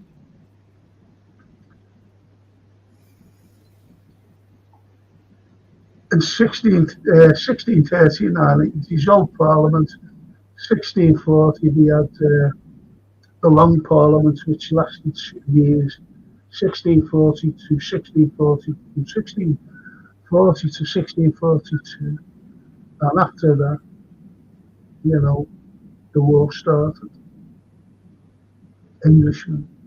And I've always said as well that the likes of the American War of Independence, after the independence was signed in 1774, you know, the Declaration of Independence, 2 years later, there was a war because we sent an armada down. And I've always said that it was a big English Civil War because most of the, you know, people on both sides were English. Yeah. They were fighting each other. That's why I've always said about that. You know, another English Civil War over 100 years later, but on foreign soil, which was America. So what do you think of that, Boris? Absolutely fascinating. It is, isn't it? Yeah. I just want to ask the people. What would you like me to talk about? You know, future programs, future history programs. Just one. You know, it has to be local. Obviously, it has to be Liverpool and its impact. You know, like the First World War, the impact it had on Liverpool was amazing. Liverpool. And don't forget, we were the hub for mobilisation for both wars. And even the Crimean War as well, the war with the Russians. You know, we were the hub. They sailed from Liverpool. This is where they went from. In all the wars. That's why I fought so hard. Me and a fella named Phil Griffiths, to get our gates back that you see outside now. John Lewis is it? John Lewis department. So we fought so hard because they were on the wonderful Sailors' Home, and people that was built in 1841, and the amount of people going through those gates to bloody wars, and that never came back. So we had to get them back because they were just there in the East Midlands or West Midlands or wherever they were now. And they were just lying there. And we got them back. We fought to get them back, by the way, because they didn't want to get them back. It's just shocking. And KP says, whereabout London roads did the executions take place? They took place where exactly by where the it's hard to explain, but it's where I don't know whether you know the place. It used to be a pub on the corner. It's like the corner of Moss Street. Put it that way, the corner of Moss Street, London Road End. That's where the gibbet That's where Were they public executions? Yeah, public, yeah. Shocking. And there was a rebellion, there was a Jacobite rebellion when they came down to Liverpool, and they got collared, and they were sentenced to death. And they wasn't hanged by rope, they were actually hanged by chains, and hanged them by chains, which was shocking. The Jacobites. Mark Simons. Frank, I'd love more details about Jack the Ripper. Show them both killers' graves. I'll do lectures on. I think I'm doing a lecture about no, I'm doing the gunpowder plot and the Liverpool connection. You wouldn't think that Liverpool has a connection with the gunpowder plot. That's it. Doesn't get mentioned. Jack the Ripper very rarely gets mentioned.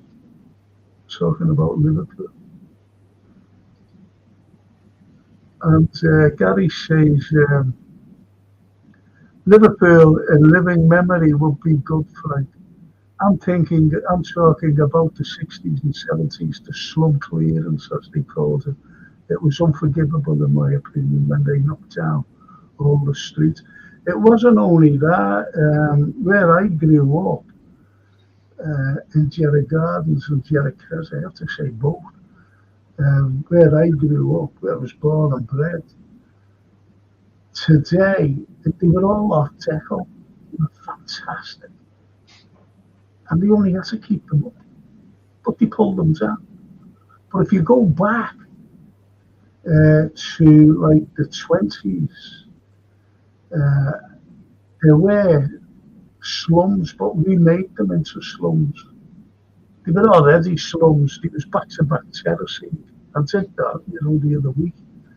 Back-to-back terracing, which was absolutely dreadful. Dreadful. And rat infested. And I think I said about when you were living in courts, one fellow went into a court and went into this home. And very focused, he was just looking at something. And at the corner of his eyes, he felt the walls breathing. The walls to the side of him. And he went over and he's looking. And he poked his finger, because it was it's like dampish, and not only dampish, but you could easily poke your finger in. And out came cockroaches, loads of them, just piled out. So, slums, they had to be taken down, every one of them. And yet they had such wonderful names, such wonderful names, like Ben Jonson Street. The great philosopher who said, if you're tired of London, you're tired of life. Just a great philosopher. Milton Street, great poet. So you had all these wonderful names of streets, but they were all slums, unfortunately. Every one of them was slums. So they had to, but I understand what you're saying there, Gary. The likes of where I came from, we're slums. It was a great community, and if they were still being up today, it was Art Deco. Beautiful. Pulled them down. But mind you, I do know that the people were delighted because they could design their own homes. So we're clear now, and you can have your own homes. And you can design them, and people did design their own homes. Beautiful, they're lovely on the site of the Crescent and the Gardens. I always remember us being with a mate of mine who I grew up with from a little boy. We used to play together from 3 years of age. And we were looking over at the site and it was all pulled out. And it was so small. Yet there was tenements, there was thousands of people living there. And yet the site was so small. Incredible, incredible. Never forget. Just never forget. And Gary says, I'm not talking about nostalgia, but when they move people out of Skem and Bunker, yes, I understand that. It was just the breaking up of communities. Even Kirby, when people, I always remember me Auntie Mary moving out there. She never lasted long, she came back. She got back. She got back to, her roots. Never forget that. And as he says, that's what I mean, Frank. Look at Wavertree Road, nothing left of it. No, nothing at all. But, historically, Liverpool is phenomenal, historically. But we never get mentioned. We never, ever, ever get mentioned. I mentioned the May Blitz. And the May Blitz, we were the most bombed city outside of London. Bootle was the most bombed town in the whole of the country. Never get mentioned. We never ever get mentioned in anything. It's always London or Coventry.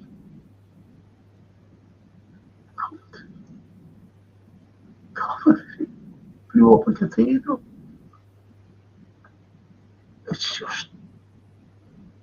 It's really annoying. It really is annoying with me. As I said, Liverpool, as I said, was the hub of the new world. It was the hub of wars as well. And I'll tell you another thing. I actually put a comment on, as I said, an alternative news channel. And I said, the way they are, the way it's going now. And I said, if there's a nuclear war, and ever since the Cold War, Liverpool is the blackest spot in Europe for a nuclear attack. Even today, through the nuclear war, through the Cold War, right up to today, because all the minerals and everything else that comes through to Liverpool to make these weapons, all the materials come through. That's why we're the blackest spot. James says the workhouses of these times were awful as well. The conditions were harsh and treatment was cruel, with families divided, forcing children to be separated from the parents. Yeah, because once you went into a workhouse, there was no procreation. That wasn't allowed. So in the middle went the children, and they were, no one's seen the kids. On one end you had all the husbands, the males, and on the other end you had the wives, and there was no procreation whatsoever. If you were found to be pregnant, you were thrown out onto the street. Even if you were pregnant, trying to get in, they'd find out, and you'd just be put out on the street, pregnant or not. That's the way it was. We had the biggest workhouse in the whole of the country. In the whole of the country, that was William Brown. Brownlow Hill Workhouse was the biggest in the country. And at one time, there was 11,000 people in that workhouse. 11,000. The average workhouse that was built could only hold 1,100 people. 1,100. And yet there was 11,000 at its peak. Around the world workhouse. And it's incredible how people were living at the times. Through the times, I had a great, I had it up one show, and it was a Reverend Malthus. And in 1794, he gathered people around, poor people, and he gathered them all around. And they all really thought that, that they were going to be fed, given some bread or something. And he gathered them all around. This is a man of the clock. Reverend Malthus' name. And he said, gather around, you people. I'm going to, there'll be words and quotes that are, spot on, but I'll have to paraphrase some of it. And he said, you people are a pest, and we're going to treat you like we treat other pests. In other words, what he was saying, you're going to be exterminated. Because he was talking about rats and cockroaches and whatever. He said, so you pest. He said, you will not procreate and bring into the world other surplus. So you're going to be treated like a pest. Love this, Jason.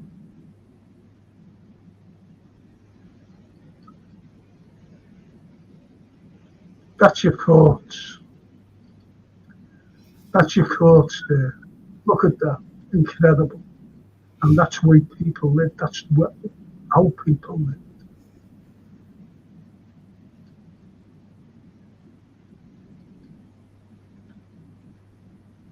As I said, I had this up.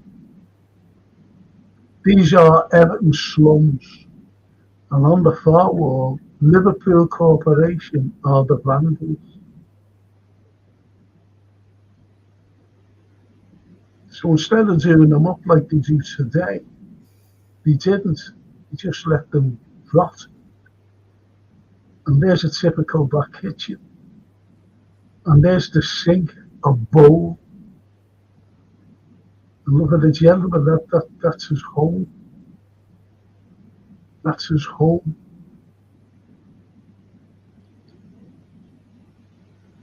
You see, look, that's how people lived.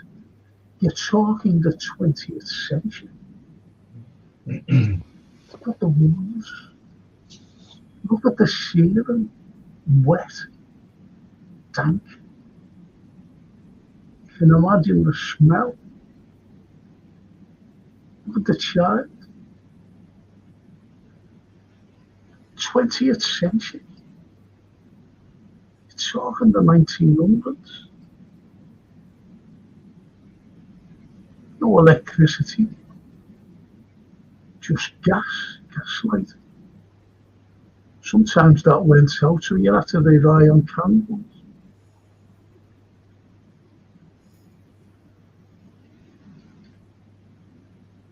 Yeah, look at the sink. The sink. They had no bloody sinks. They had a bowl of water. A bowl full of water. That was the sink with a tap.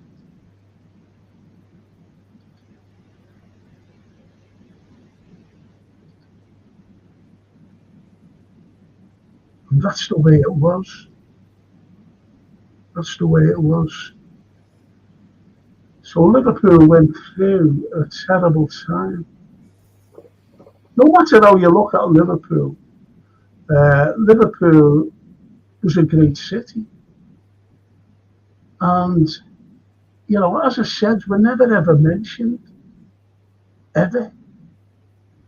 And we didn't get a city status until 1880. Yeah, a city status we never until 1880. Yeah, we were the hub of the world. We were the hub of the world. There was more millionaires living in Liverpool than anywhere else. There was more businesses. No matter what, the trading with Liverpool was immense. And yet we didn't get our city status until 1880.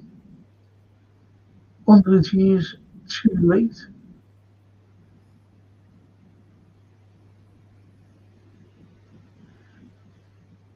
And when you think about it, as I said, the people who came through to Liverpool to get to the New World were phenomenal. I mentioned the great Algy Olson and Ernest Boardman, but also presidents. Their families came through Liverpool and actually stayed here, and then went to America and became presidents. Their offspring became presidents. The most famous one was JFK, and his dad, Joseph Kennedy, from Ireland, came here, stayed here a while, and then sailed off to America. You had the greatest of all ship liners registered here in Liverpool. Liverpool owned the Titanic, for example. Yeah. That was owned here. Albeit that it was built in Ireland and Mull, in Belfast. Its home was here in Liverpool. Incredible. And as I said, we still never got our city status. We had the very first dock opens up in 1750 in the world. We set the precedent for it. Joseph Williamson, the mole of Edgehill, he took tunnel, he wanted to live like a mole. Yes, his tunnels. Yeah. When the railway came about, we started it. The railway system. Us, here in Liverpool. And they went like that, well, how are we going to get through mountains? Do we have to go around it? And we'll have a look at Joseph Williamson's tunnel. What he did. And that's what he did. That's what they did. Every tunnel in the world was copied from Liverpool. Every tunnel. Imagine the first passenger railway system in the entire world started here in Liverpool. And we still never had a city status. And that was in 1830. And then you go on.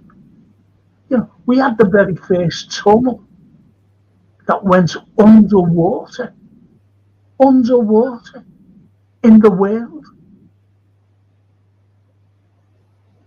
Incredible what we did. On a small note, we, City of Liverpool, and more importantly, the airport, John Lennon Airport, Liverpool, have just been awarded the honour of being named the best airport in the country. But you might not see that in the newspaper. I didn't see it on the news. No, it didn't. I saw it in social media. Yeah. And it was voted the best airport in the whole of the country. Yes. I'll carry on from there. Speke Airport was the very first passenger airport throughout Europe. But I'll say the world, because they tried to say, oh no, America, somewhere in America. was the very first passenger. But I just, when you look at the X-ray, invented here, Yeah. the X-ray in Rodney Street, invented here, the X-ray. Still never got our city state. Think about our city status. Our businessmen, they were fed up with going down to Threadneedle Street. And they went, can't we do anything? Well, you've got to go down to London all the time. So we built the first Bank of England outside London. He said, yeah, after all made up, 1846. Professor Sir Charles Cockrell designed it. So you see, I don't care what anyone says. One of the lads on there said, is it jealousy or it is jealousy? Of course it's jealousy. It's envy. Did you know that Liverpool at the very first, mad this, like, the very first, police cars, radios. You get down to Lime Street, there's all them women down there. The very first. Not Maggie May, though. No, Maggie May. But you see what we gave? It's incredible what we gave. Yeah. We had one of the greatest of all inventors. And he was born in Bowl Street to Italian parents. Paolo Ferranti. Now, what he did, he was a great inventor. He had 70 odd inventions, this fella.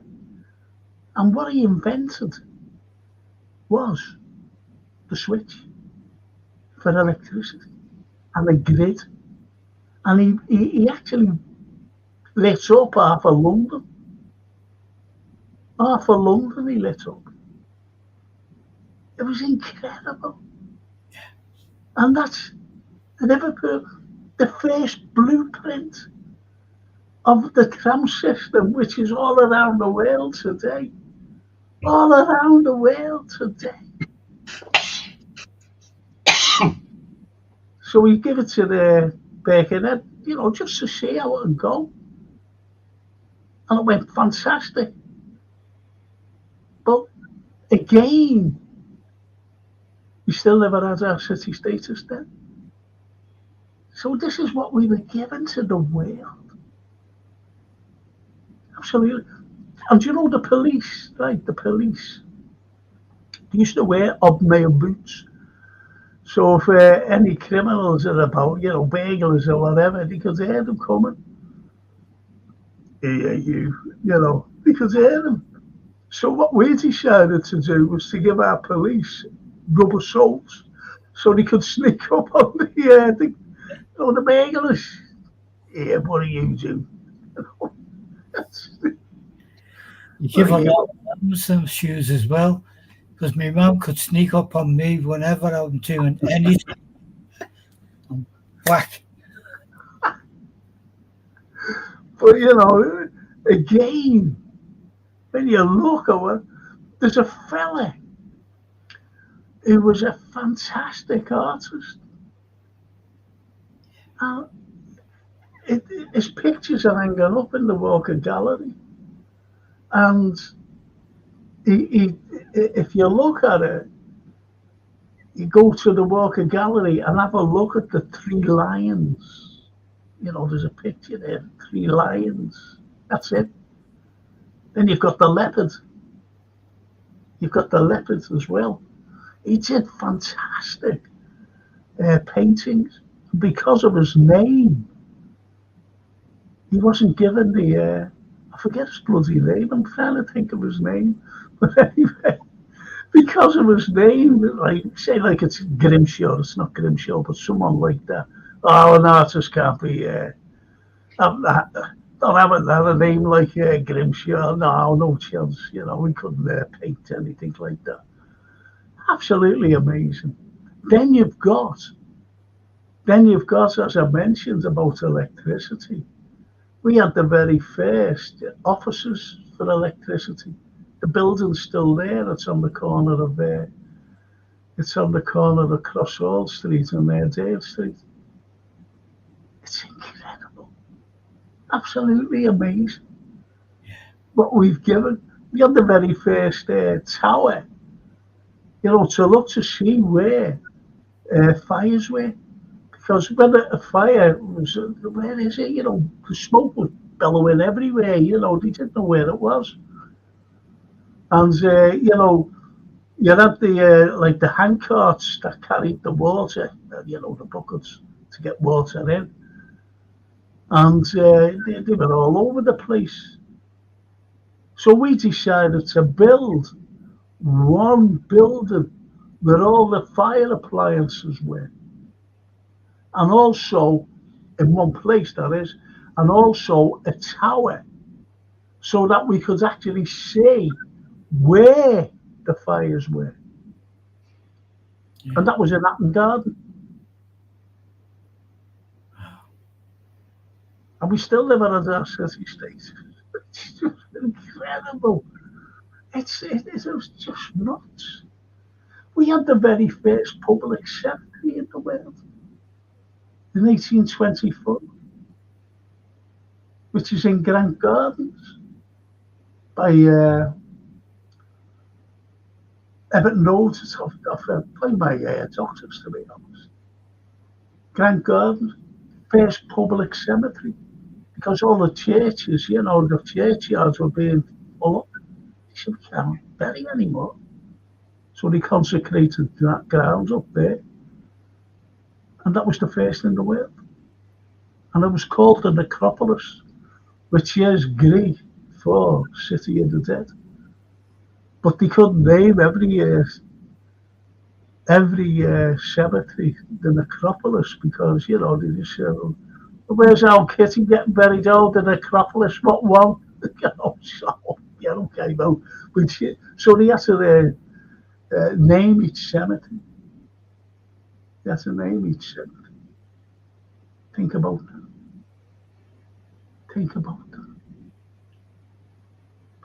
I'd love to show a picture of the public baths. Got it somewhere here. No, I can't see it. I'm in the dark, actually. The very first public baths at the pier head. Beautiful. We had the very first. Yeah, look. Thanks, Jason. Love this man. This is the voice of pauperism. The Reverend Malthus, law of population, demanded the total abolition of all present parish laws because he was partly sure you got something off them, albeit it was a pittance. And he says, we grant you poor a right to exist, but only to exist. The right to multiply you have not, nor the right to exist as befits human beings. You are a pest, and if we cannot get rid of you as we do other pests, you shall feel at least that you are a pest, and you shall at least be held in check, kept from bringing into the world other surpluses, either directly or through inducing in others laziness and want of employment.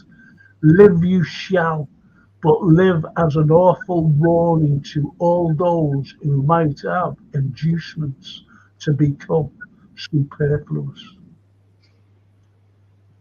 That's from a reverend. So what would that be dated around, Frank? 1794. That's how people were treated. That's how people were treated. And as I said before, about this beautiful location.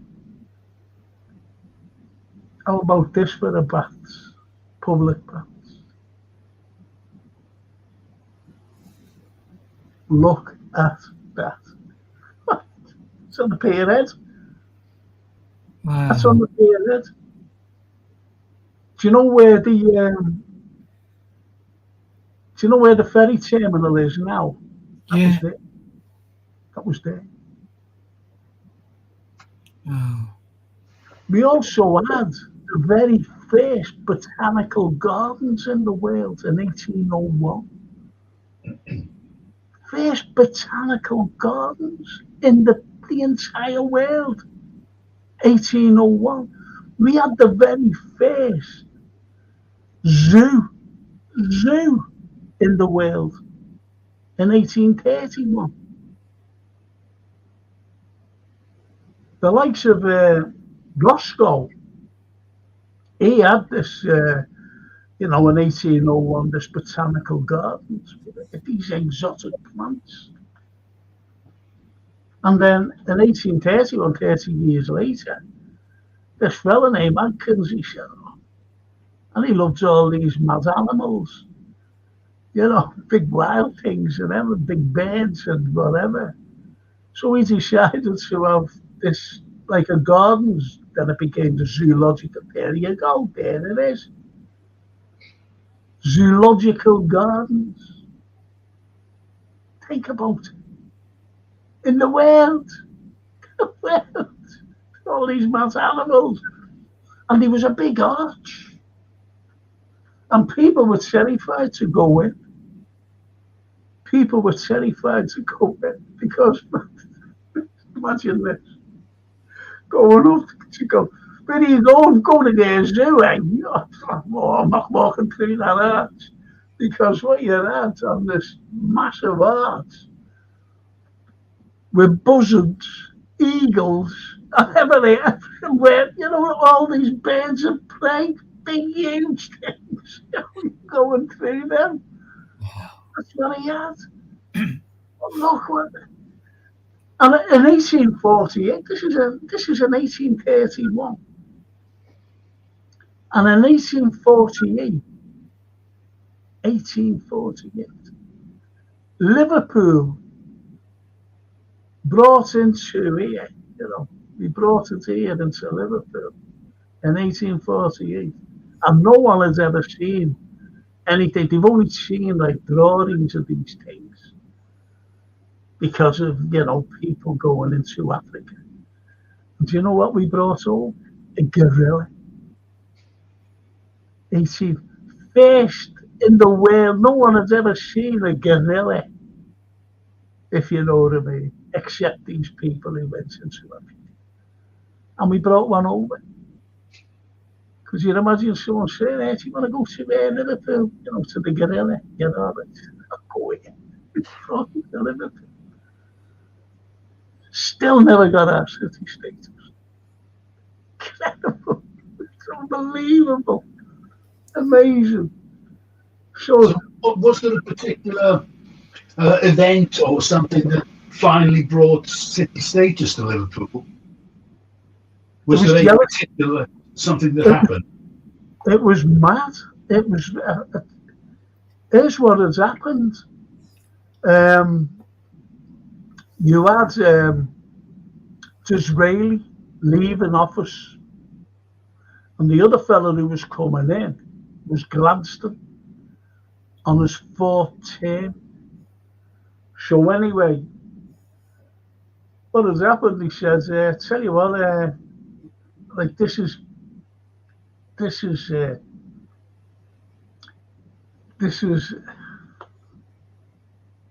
what's his name? Jesus, his name's just gone from Disraeli. I couldn't think of his bloody name. I just mentioned him before.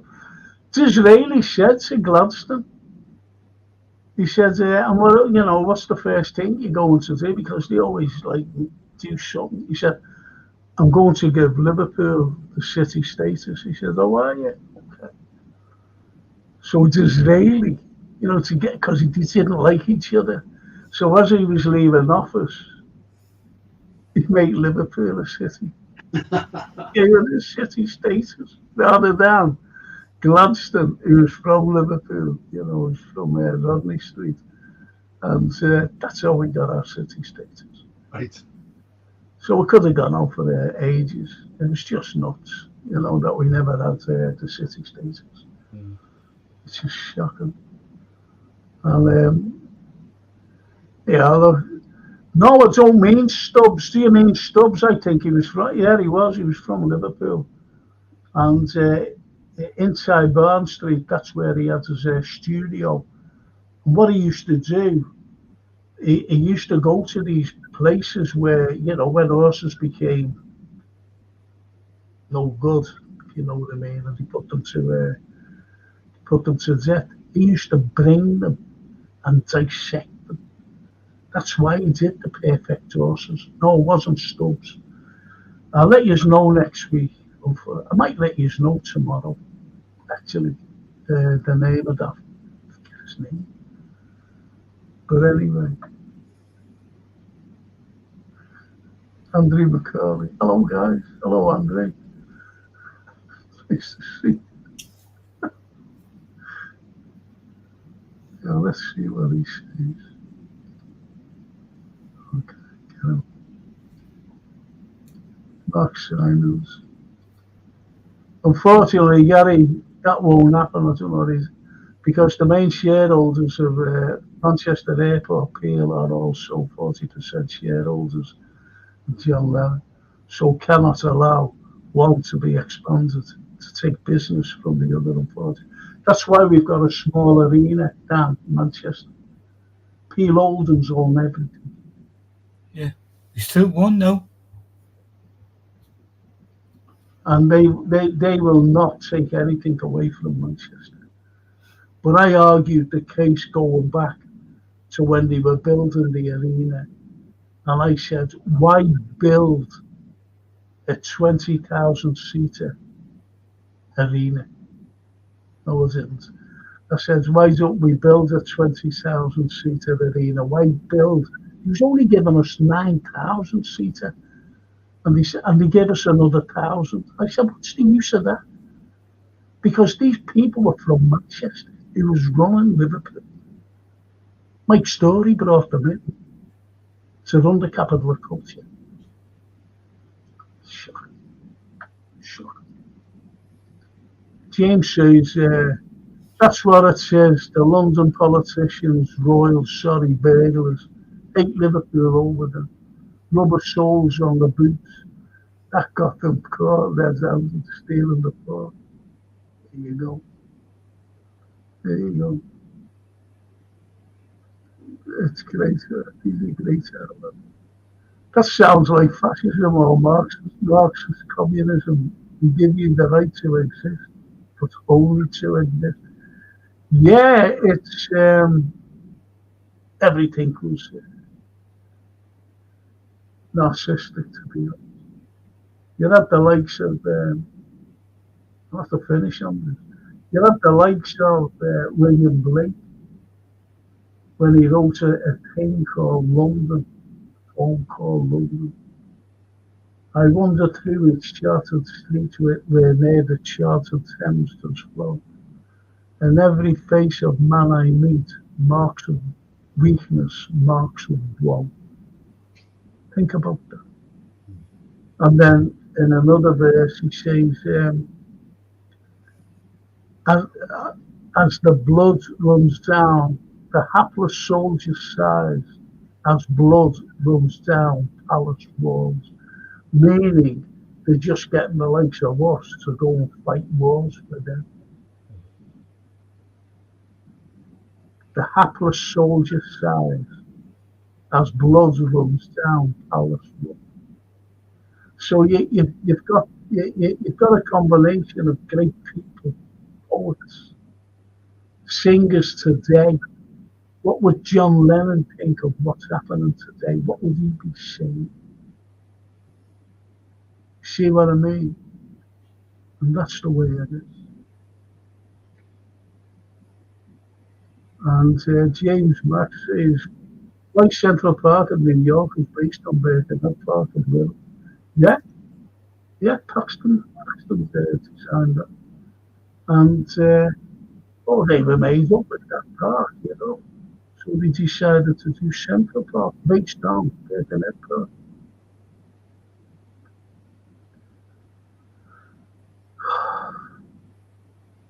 And Gary said, Mark, it really makes me laugh think having to fly from there when we have an airport. I try to use Liverpool all the time. When I go to Italy, I use Liverpool. I won't go anywhere. That's why I was thinking of, a cruise, but they wanted me to go to Southampton. 95% of people who go on cruises want to sail from Liverpool. 95%. They want to embark at Liverpool, but no, you have to embark at Southampton. Where's the biasness there? So I wouldn't travel down to Southampton to go to Liverpool, yeah. Not Southampton.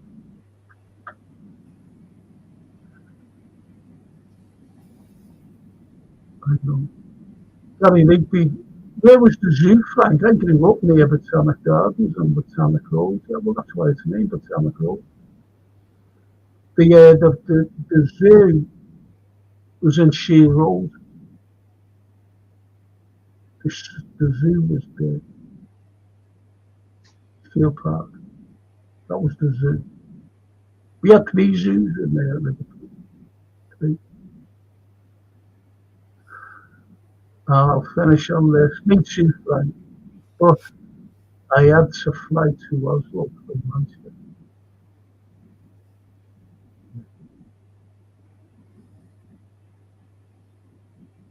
And there's one of the zoos there, and that's up, where Bolton Hospital was, like facing. Yeah. Well, and that's the gate that you went through, and that big round thing there, the top. That's where all the animals are. It's a freezer, but the other gatehouse captain. But there's the animals, see? And that was the zoo. We had 3 zoos here in Liverpool. Is that the zoo, Frank, that was forced to close because the monkey scared the lady?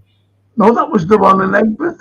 Was it? No, yeah, because a monkey escaped, and the zoo in Egbert, our third one, what had happened was this monkey escaped, and I was hiding in a tree.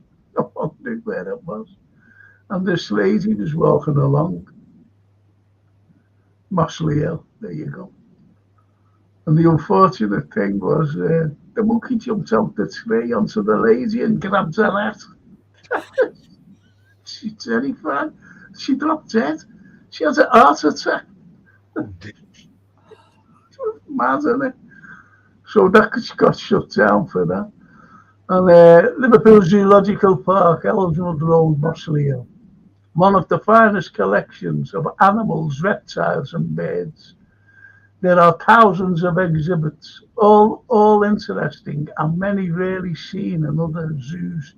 Over 600 monkeys, elephants, kangaroos, lions, bears, storks, snakes, alligators, birds of prey, over 6,000 tropical birds.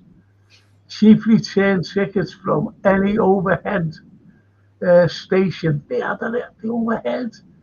The first in the effing world. We had the first in the world. Electrified.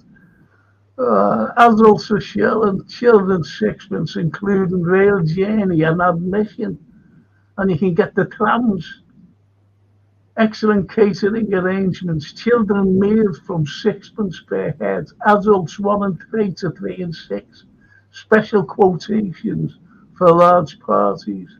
Open every weekday and Sundays, 10 a.m. to sunset. Free parking grounds for motors. There wasn't many motors there, you know what I mean?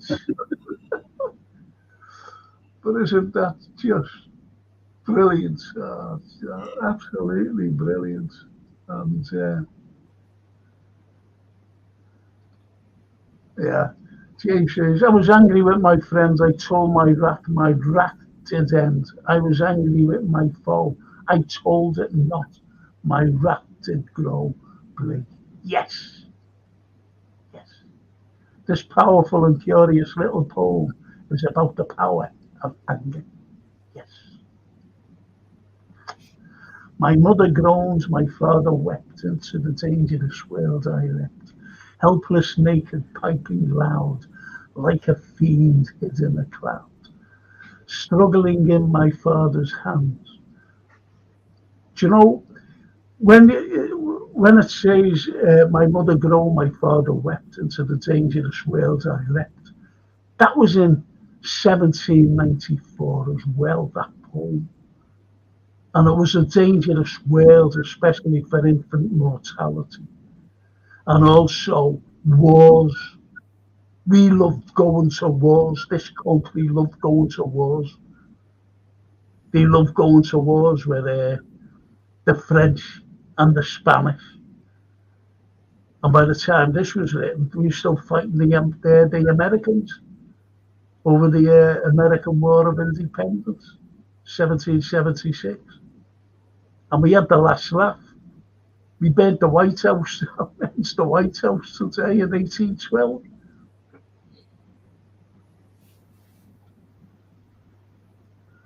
Struggling in my father's hands. I'm sorry, I'm carrying on with the poem. Striving against my swaddling bands, bound and weary, I thought best to sulk upon my mother's breast. Not to suckle, but to sulk. What a poem. Lovely. And three zoos, unbelievable now, none. Yes. Three zoos we had. And James says, was that monkey being caught? Is it still loose? Hopefully it is. Yeah, his name is Boris Johnson. They named him Boris. Oh, the poor monkey got shot. He killed it, the little monkey. Come here, you little monkey, then shot. Jerry, thank you. Oh, it's been great. Enjoyed it, mate. Have you? Oh, it's been. When are you coming on? Listen, I want you to finish off the next time you're on, if you don't mind, because I thought that was fascinating. The classical stuff. And if you don't mind, do you mind that? No, we could do sport. There's plenty more to talk about. Oh, that's what I mean. You know, there's loads in there to talk about. You enjoyed that, didn't you, about the classical, haven't you? Absolutely loved it, Derek. Yeah, really did. I mean, it's always there, but we never focus on it really. We separate everything, don't we?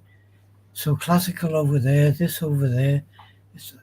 It was great to talk tonight and learn, and I've got some studying to do. Yeah. There you go. You know, so we learned something new. Listen to this. Mark Simons. I do know about this, actually. But this is great. HMV, or his master's voice, was a world-renowned picture painted by Veru of his dog Nipper, listening to a gramophone in Liverpool in 1898, used by EMI. Yes.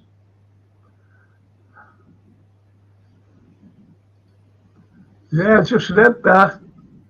I wander through each chartered street near where the chartered Thames does flow, and a mark in every face I meet, marks of weakness, marks of in every man I meet. Yes. Love it, James. Love. I just love it because I wander through each chartered street.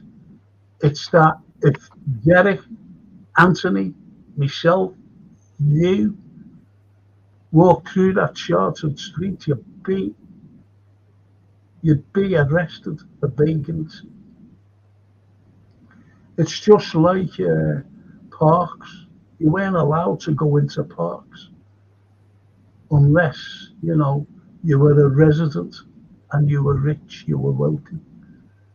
If you weren't, you were arrested for vagrancy and you went to jail for vagrancy.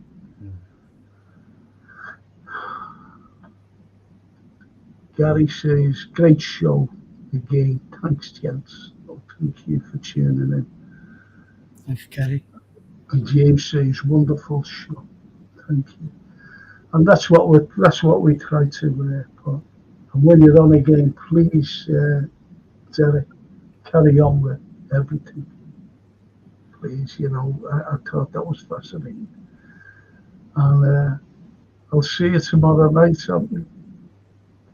And for all you wonderful football fans, you'll have to look out for the time. Tomorrow night, I've got a pre-match and then a post-match. Okay, I think the post-match is after 10 o'clock. Yeah, the post-match is at 10 o'clock. But I'll tell you what time. 7 o'clock is the pre-match. Pre-match is at 7. And the post-match is at 10. And it's just for me to say thank you to my sponsors, Gap Painting Services for sponsoring the Frank Carlyle Show. Don't forget, if you're elderly, you get a great discount. And if you're an NHS worker, you also get a great discount. And a big kiss off Derek and Anthony as well. Absolutely. Yeah. So, thanks a lot, gents. And I shall see you very soon. Absolutely. Thank you. Cheers, Frank. Thanks all. Thank you. Good night, boys.